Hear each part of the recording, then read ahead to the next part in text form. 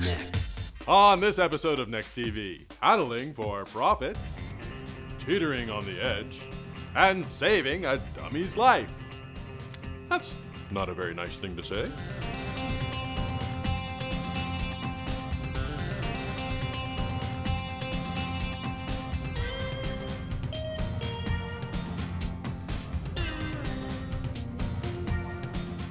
Hey Dylynn, morning, how are you? Welcome to PEI National Park in Greenwich.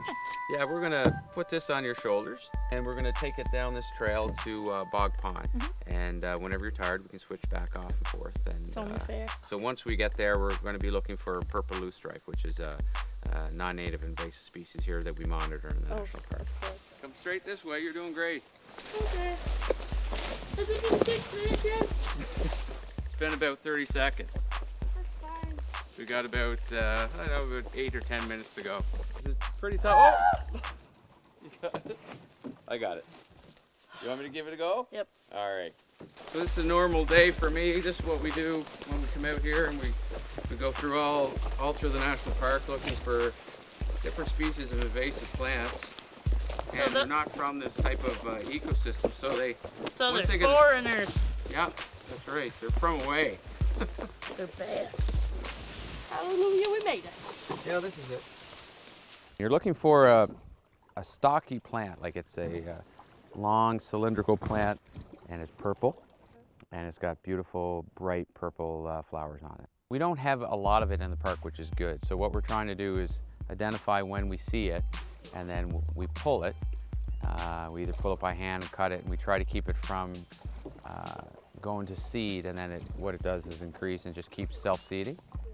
And then the population grows and grows, and it'll choke out whole wetland ecosystems. But we only have small patches throughout the park, so we're trying to keep it that way, and we're actually trying to eradicate it, which means get rid of it. So look, raccoon tracks. See it? So that we usually check with the binoculars over the top, so we can try and figure out if we see any purple, and then if we do, we'll go to that area. So it looks good. We haven't seen anything here. So that means you did a good job. Well, yeah, we got a bit earlier in the year when we came out. We found one little patch, but we removed that. So there's no other patches. So I think we can call it a day. You didn't want to search a little more, stay around a little longer? I think we did the whole pond. So yeah, it's time to go back. You like it back here? That's all right. Yeah, it's nice. Yeah, that's what I love about my job. So every good day must have an end. Come back anytime.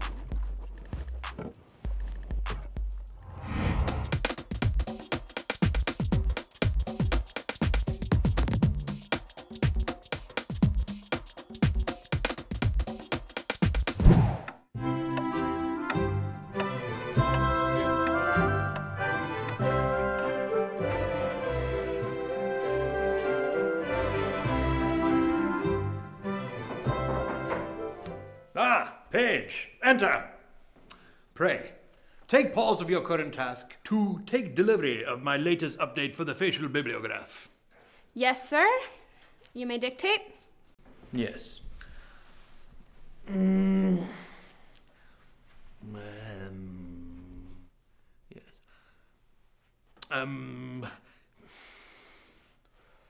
Is there an issue, sir? No.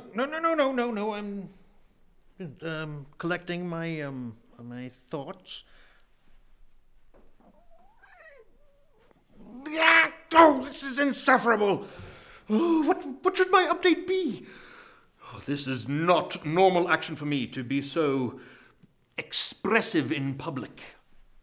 Well, how are you feeling, sir? Oh, cold and bilious. Perhaps you should describe your current activity. Yes. Well, I'm having quite the aggregate evening. I do hope the local sports team succeeds in their endeavor against the local rival. Yes, sir. Yes. Ooh, and at the end, add a caricature with a smiling face on it, and another caricature with a smiling face on it, and then a caricature whose tongue is protruding, as though to signify the humorousness of said comment. Ooh, also, please deliver this poke to Edward Whelan. Sir, it is a little too late to retract said poke now, and are you sure that is a wise course of action in the modern social environment? Poking is so very 1700s. Nonsense! I'm sure he'll appreciate the post. Now, leave and make haste. I have many other updates to announce this evening. Yes, sir, as you wish.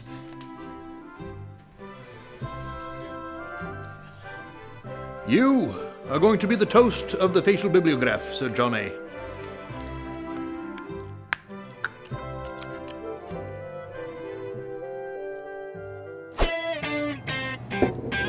A lot of people when they're teenagers will get a part-time job at a restaurant or even just as a cashier at some store. And they might not like it, but they don't have to stay with that for their whole lives either. Truth is though, sometimes you want to quit and you just feel obligated to stay. You don't have to stay though, especially if your boss makes you do something illegal or dangerous, then you're obligated to quit right then and there with no explanation. In all honesty, if you really want to quit a job, just quit. I'm done. Next up.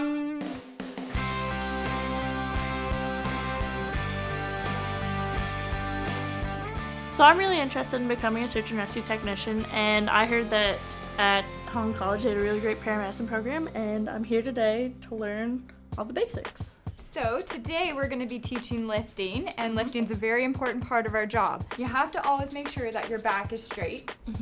You want to lift with your legs. They're the strongest part of your body, so always lift with your legs. So we're going to come behind him. I'm going to support his head, and I'm going to get behind him, and Karina's going to pull him up with his arms. Is there always two people? There is always two people, and sometimes a student as well. Are you okay? So I'm behind the patient, and I'm going to support him with my body. We're going to lift him up and over to the stretcher safely. And then for safety purposes, we buckle with a 5-point harness. 1, 2, 3. So now we're going to be heading to the ambulance. Alright, so now that he's all buckled in, what do we do next? The first thing we start with is the airway. So I'm looking, do I see his chest rising and falling? I do. Can I hear him? I can, and you put your ear right over the mouth. And can I feel it? And I do feel it. I can feel his chest rising and falling. Now, is it adequate? It's not. So what we're going to do is we're going to open his airway. And we have maneuvers that we do for that. And the first one's called jaw thrust. So we get our hands underneath the mandible of his jaw and we push it forward. Yeah, that looks good there. That's good. So that opens it? That opens and then he breathes. If you let go and he does start to snore again, we try something called an airway adjunct. And slide it down, just like that. And that holds his airway open and it keeps his tongue away from the back of his throat and it lets air into the lungs. The next thing that we're going to do is we're going to help this man breathe. So how we help him breathe is by using a bag valve mask. There, so count to 6. Yeah, that's not too bad. 4, 5, 6. And that's how you breathe for a patient when they're not breathing. I'm going to do that all the way till you get to the hospital or wherever Yeah, you do it all the way till you get to the hospital. Okay, Dylan, you're on your own.